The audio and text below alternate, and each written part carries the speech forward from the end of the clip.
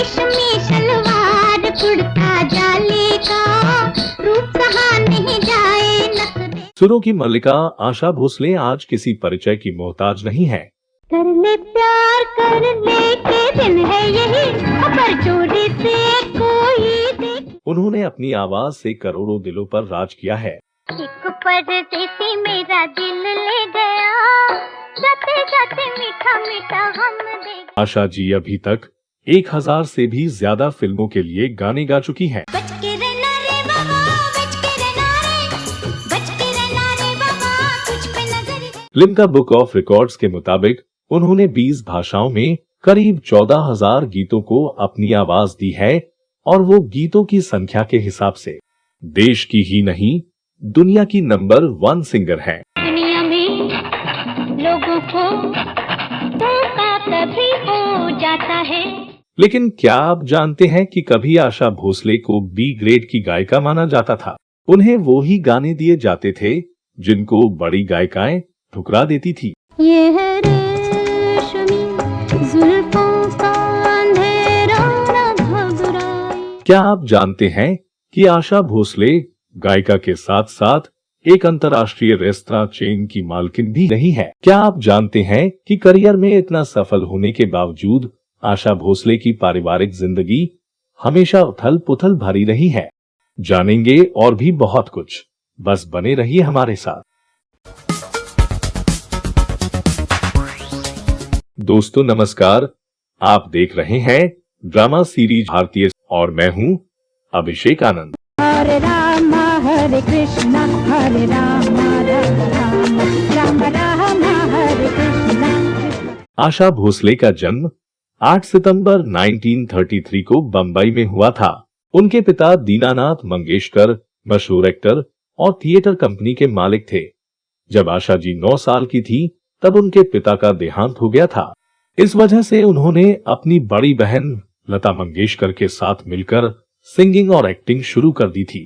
दादी अम्मा मान जा, छोड़ो जी गुस्सा जरा हंस के दिखा। दोनों बहनें मिलकर परिवार का खर्च उठाती थी। आशा जी ने 1943 की मराठी फिल्म माझ्या में पहला गीत चला चला नमवाला गाया था।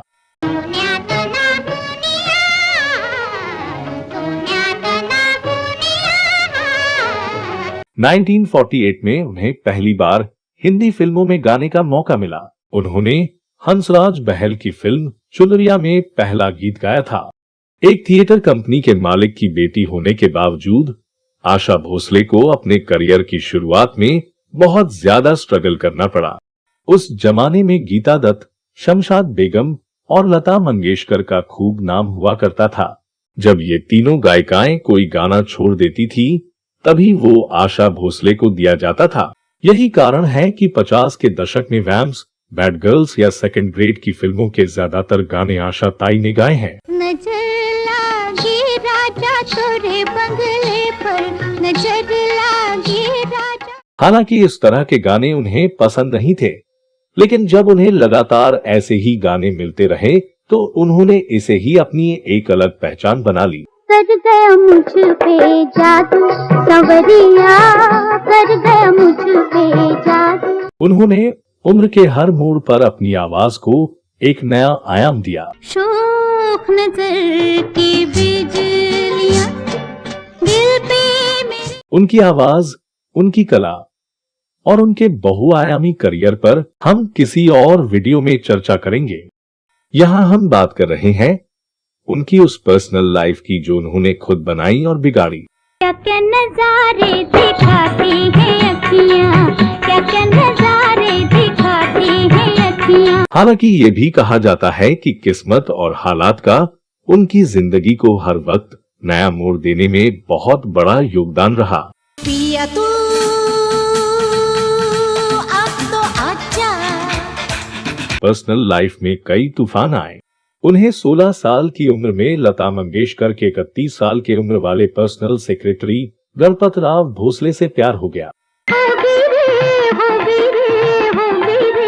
मैं तो अपनी बाल माँ की हो गई रे।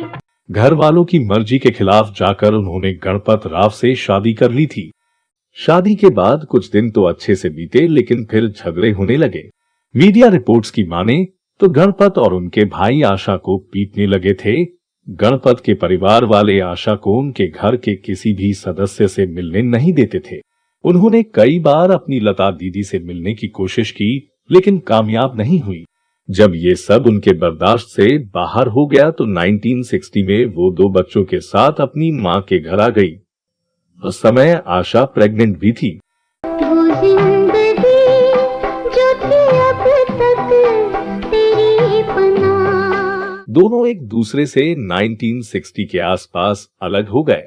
आशा जी फिर से अपने परिवार में लौटी और संगीत की दुनिया में जगह बनाने के लिए कोशिशों में जुट गई। तब तक वो 3 बच्चों की मां बन चुकी थी। इसके बाद आशा ताई की जिंदगी में आए ओपी नैयर। आओ हुजूर तुमको सितारों में ले चलूं। दरअसल आशा भोसले आज जिस मुकाम पर है, वहां तक पहुंचाने का श्रेय अगर किसी को दिया जा सकता है तो वो थे ओपी नैयर साहब। उन्होंने आशा की आवाज की रेंज का पूरा फायदा उठाया।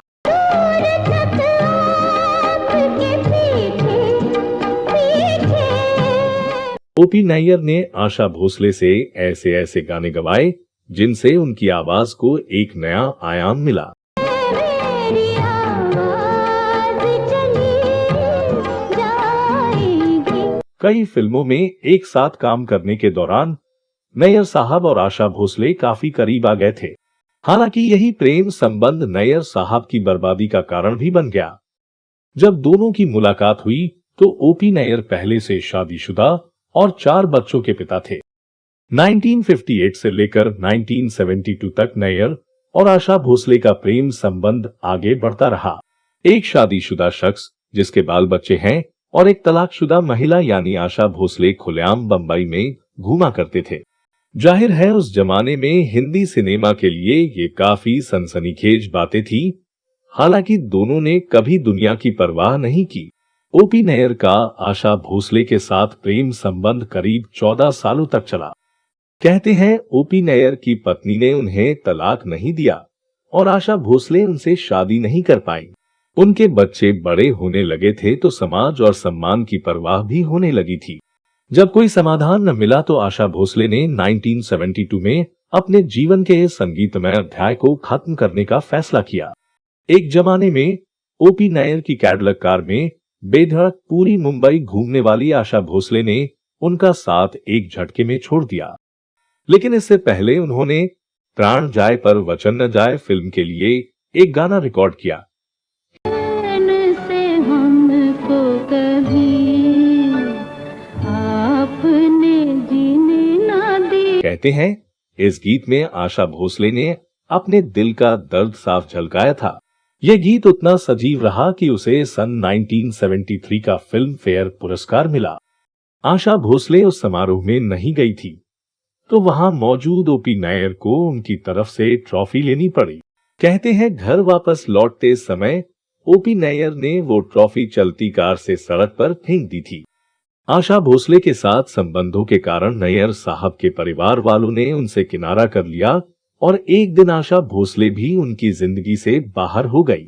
जब तक नैयर साहब को अपनी गलती का एहसास होता तब तक नुकसान हो चुका था। उन्होंने सन 1994 में अपना घर, बैंक अकाउंट और कार आदि सब कुछ छोड़ दिया और एक अनजाने परिवार में पेइंग गेस्ट की तरह रहने लगे। इधर इसी दौरान आशा भोसले की मुलाकात एसडी बर्मन के बेटे राहुल देव बर्मन यानी आरडी से हुई। चुरा लिया है तुमने जो दिल को, नजर नहीं चुराना सनम। दोनों ने बहुत से गाने साथ में गाए। इसके बाद 1980 में दोनों ने शादी कर ली। यहाँ एक बात खास है कि आरडी बर्मन आशा जी से 6 साल छोटे थे।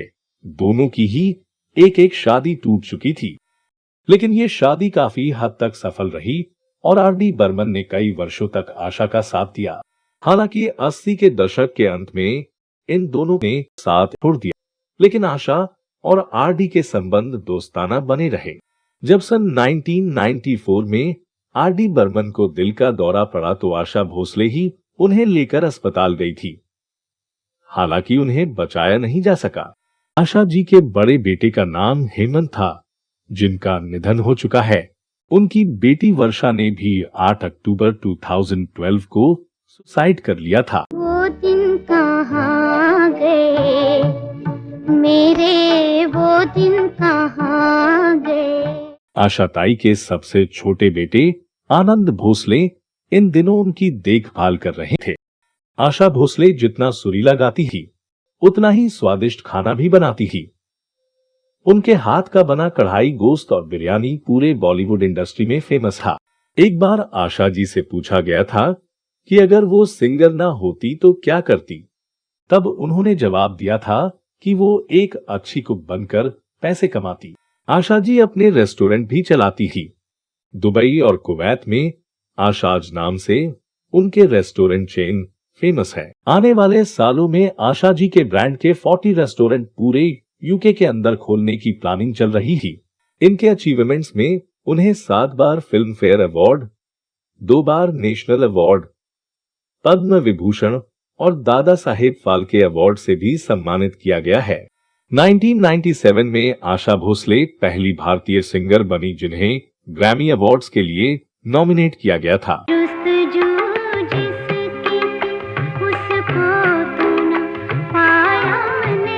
तो दोस्तों, उम्मीद है आपको ये वीडियो पसंद आया होगा।